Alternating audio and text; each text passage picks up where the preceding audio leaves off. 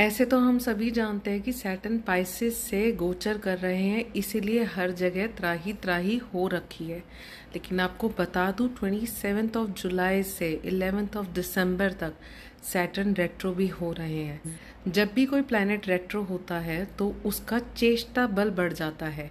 चेष्टा बल 10 गुना हो जाता है इम्पैक्ट देने का। और सैटर्न तो हमारे सिर्फ इस जन्म के कर्म नहीं, पिछले जन्मों के कर्म को भी कैरी करते हैं। अब क्योंकि सैटर्न रेट्रो हो रहे हैं तो थोड़ी सी घबराहट सभी को हो सकती है, लेकिन अगर हम अपने कर्मों पर चेक रखें और थोड़ा सा प्रभु को याद करें तो ये समय निकल सकता है।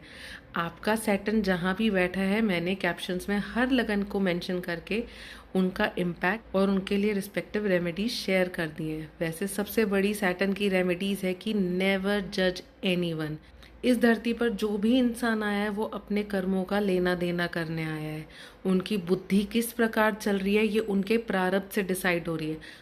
हालांकि ईश्वरीय चेतना सभी के अंदर है और ये डिसाइड करना सही गलत क्या है उनके अंदर भी वो चेतना होती है, लेकिन वो अपने कर्मों के हिसाब से ही उसकी उतनी ही सुन पाते हैं जितना उनके कर्म उनको अलाउ करते हैं। जब हम किसी को जज करते हैं तो हम शनि को अपनी तरफ मोड़ लेते हैं, क्योंकि शनि उनके कर्मों का लेना देना देख रहा होता है। ये वैसा ही समझे जैसे एक क्लास के अंदर एक टीचर खड़े हैं और वो किसी एक बच्चे को डांट रहे हैं और दूसरा बच्चा उसका मजाक उड़ाए, तो शनि उस बच्चे डांटने वाले बच्चे को छोड़ के मजाक उड़ाने वाले बच्चे को पहले ले लेते हैं।